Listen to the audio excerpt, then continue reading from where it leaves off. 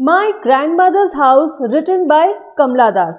Hello everyone, I am Ruchika from English academy. आज की हमारी वीडियो है बिहार स्टेट एजुकेशन बोर्ड की रेनबो बुक की पोएम 10 माई ग्रैंडमदर्स हाउस। ये पोएम पास्ट के बारे में है। हमारी पोएट आज अपने बीते हुए कल को याद कर रही हैं, अपनी ग्रैंडमदर के घर को याद कर रही हैं जो कि अब एग्जिस्ट नहीं करता क्योंकि अब उनकी ग्रैंडमदर मर चुकी है। सो इस पोएम की थीम है लॉन्गिंग और नॉस्टैल्जिया, यानी कि आप उस प्यार को याद कर रही हैं, उसे वापस से पाना चाहते हैं और आप बीते हुए कल को याद कर रहे हैं। चलिए इस इंटरेस्टिंग सी पोएम को पढ़ते हैं और इसे समझते हैं। There is a house now far away where once I received love. That woman died. The house withdrew into silence. Snakes moved among books. I was then too young to read, and my blood turned cold like the moon. How often I think of going there to peer through blind eyes of windows or just listen to the frozen air. सबसे पहले difficult word meanings. peer means to observe closely, carefully or with attention, जैसे हम कहते हैं ना ध्यान से देखना। अब यहाँ पे पोएट कहती हैं कि एक घर है जो कि अब बहुत दूर जा चुका है। बहुत दूर क्यों जा चुका है? क्योंकि अब वो एग्जिस्ट ही नहीं करता। जहाँ पर वंस मीन्स पास्ट में एक समय था जब उस घर में मुझे बहुत प्यार मिलता था। वो जो वुमन है वो मर गई।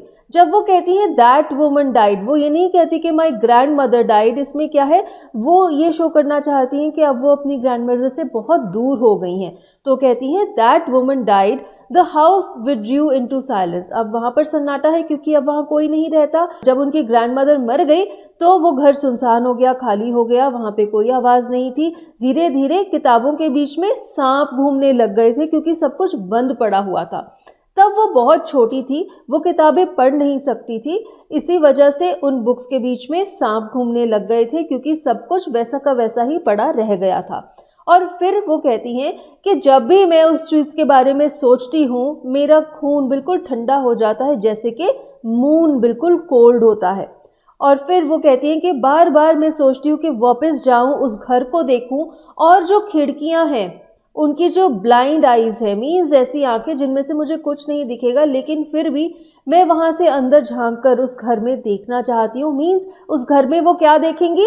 अपना पास्ट देखेंगी। तो वो अपना बीता हुआ कल दोबारा से देखना चाहती हैं और अगर कुछ ना भी दिखे तो वो सिर्फ फ्रोज़न एयर की आवाज़ें सुनना चाहती हैं।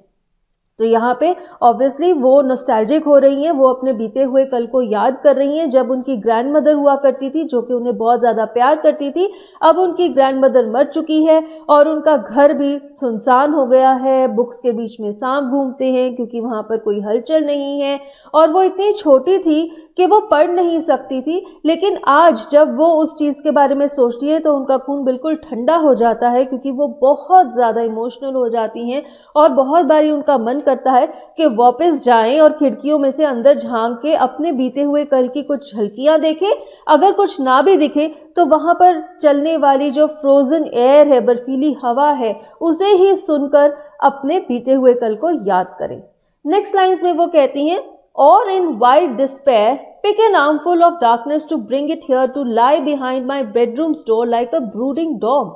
You cannot believe, darling, can you, that I lived in such a house and was proud and loved, I who have lost my way and beg now at strangers' doors to receive love, at least in small change. Wild here is an adjective used for strong feelings, untamed, means जंगली, जिसे हम कहते हैं ना, जिसकी कोई दिशा ना हो, जो सिविलाइज्ड ना हो। ब्रूडिंग का मतलब है कॉन्टेम्पलेटिव और थ्रेटनिंग। यहाँ पे वो कहती हैं बेडरूम्स डोर लाइक अ ब्रूडिंग डॉग, ऐसा डॉग जो कि ऐसे चुपचाप बैठा रहता है, अपनी सोच में खोया हुआ होता है। डिस्पेयर इज एंग्विश और होपलेसनेस, और इसे हम सैडनेस भी कह सकते हैं।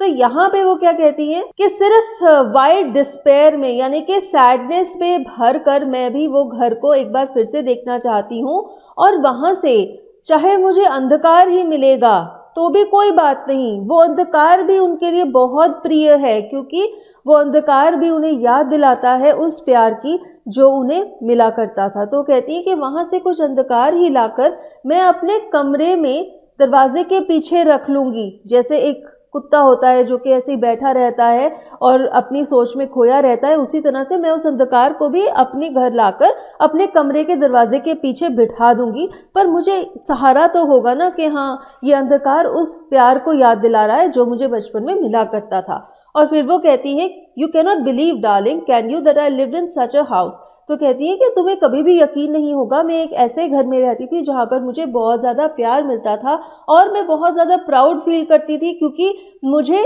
अनकंडीशनल लव मिलता था। अब तो मैं अपना रास्ता खो गई हूँ, हो सकता है अब उनके आसपास कोई ऐसा नहीं है जो उन्हें सच्चा प्यार करता है, इसी वजह से उन्हें ऐसा लगता है कि अब वो गुम हो गई हैं, क्योंकि अब उन्हें स्ट्रेंजर्स, अजनबियों के पास जाना पड़ता है प्यार मांगने के लिए, और वो भी उन्हें थोड़ा थोड़ा प्यार करते हैं जो कि अनकंडीशनल लव नहीं होता, वैसा प्यार नहीं होता जैसा कि ग्रैंड मदर किया करती थी। तो हो सकता है कि अब पोएट की लाइफ में कोई ऐसा ट्रू लव नहीं है जैसा कि बचपन में बच्चों को अपने ग्रैंड पेरेंट्स और पेरेंट्स से मिलता है। इसी वजह से वो इतना वंचित फील कर रही हैं, इतनी डिप्रेस्ड हैं और ये सब बातें यहाँ पर कह रही हैं। तो अब हमने ये पोएम पढ़ ली है, तो अब हम क्या करेंगे, अब हम देखेंगे कि इसमें कौन कौन से फिगर्स ऑफ स्पीच यूज हुए हैं। सबसे पहले तो हम अगर इसके राइम स्कीम की बात करें तो ये पोएम फ्री वर्ड्स में लिखी गई है, इसका कोई राइम स्कीम नहीं है, कोई भी लाइन के एंड के जो वर्ड्स हैं वो आपस में राइम नहीं कर रहे हैं।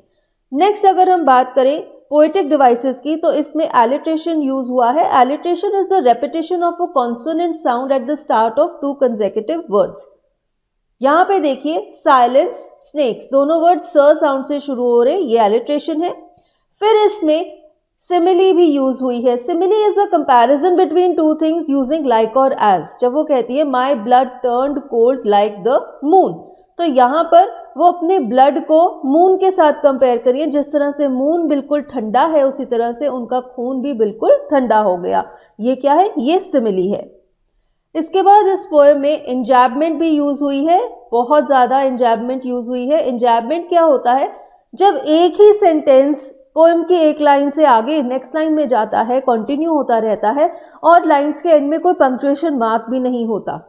जैसे यहाँ पर देखिए, there is a house now far away where once I receive love. अब ये एक ही सेंटेंस है जो कि नेक्स्ट लाइन में कंटिन्यू हो रहा है, there is no punctuation mark over here, this is enjambment. और इंजैबमेंट हमें पूरी पोएम में बहुत जगहों पर देखने को मिलती है। फिर इस पोएम में सिंबॉलिज्म यूज हुआ है। सिंबॉलिज्म होता है कि जब आप एक बात कह रहे हैं तो वो बात आपकी लाइफ की किसी दूसरी बात को चिन्हित करती है, उसका सिंबल है। तो जब वो ये कह रहे हैं there is a house now far away, तो एक्चुअली वो ये कहना चाहते हैं कि उनका चाइल्डहुड खो गया है और उस चाइल्डहुड में जो लव उन्हें मिलता था वो भी खो गया है। तो जब वो इस घर के बारे में बात कर रहे हैं कि अब वो घर एग्जिस्ट नहीं करता, एक्चुअली वो क्या कहना चाहते हैं, वो जो घर है वो सिंबल है उनके बचपन का और बचपन में मिले हुए प्यार का, जो कि अब उन्हें नहीं मिलता है, अब वो एग्जिस्ट नहीं करता है। तो ये हुआ सिंबॉलिज्म। फिर इस पोएम में पर्सोनिफिकेशन भी यूज हुई है। जब इस लाइन में पोएट कहती हैं ब्लाइंड आईज ऑफ विंडोज, तो खिड़कियों को पर्सोनिफाई किया गया, विंडोज को पर्सोनिफाई किया गया, जिन्हें कि वो कह रही है कि उनकी आंखें भी हैं। वैसे आईज किसकी होती हैं, ह्यूमंस की या फिर जानवरों की, तो यहाँ पे विंडोज को भी आईज दी गई हैं, विंडोज को पर्सोनिफाई किया गया है। फिर यहाँ पर इमेजरी भी देखने को मिलती है, विजुअल इमेजरी भी है और ऑडियो इमेजरी भी है। जब वो कहती है there to peer through blind eyes of windows, तो हम इस सीन को इमेजिन कर सकते हैं कि एक लड़की है जो कि खिड़की में से अंदर झांक रही है और just listen to the frozen air, ये है ऑडियो इमेजरी। यहाँ पर हम ये महसूस कर सकते हैं कि तेज हवा चल रही है, बहुत ही बर्फीली हवा चल रही है और वो उसकी आवाज़ें सुन रहे हैं। सो ये क्या है, ये इमेजरी का फिगर ऑफ स्पीच है। नेक्स्ट स्टैंजा में अगर हम देखें तो हमें यहाँ पर कॉन्सोनेंट्स दिखती है। कॉन्सोनेंट्स फिगर ऑफ स्पीच ये होता है जब कोई भी कॉन्सोनेंट साउंड बहुत प्रोमिनेंट होता है एक लाइन में, उसे कॉन्सोनेंट्स का फिगर ऑफ स्पीच कहते हैं। यहाँ पे देखिए बिहाइंड बेडरूम्स डोर लाइक अ ब्रूडिंग डॉग, यहाँ पर ब साउंड बहुत प्रोमिनेंट है, ये कॉन्सोनेंट्स है। सिमिलरली इस लाइन में ड साउंड भी बहुत प्रोमिनेंट है, तो यहाँ पर उसका भी कॉन्सोनेंट्स है, ब और ड दोनों ही साउंड्स प्रोमिनेंट है इस लाइन में। सो इसके साथ ही हमारा ये वीडियो कंप्लीट हो जाता है। यहाँ पर हमने माय ग्रैंडमदर्स हाउस पोएम को समझा और उसके फिगर्स ऑफ स्पीच भी देखे। अगर वीडियो अच्छा लगा please give us a thumbs up and share this video with your friends, and for more such useful videos subscribe to the channel. Thank you.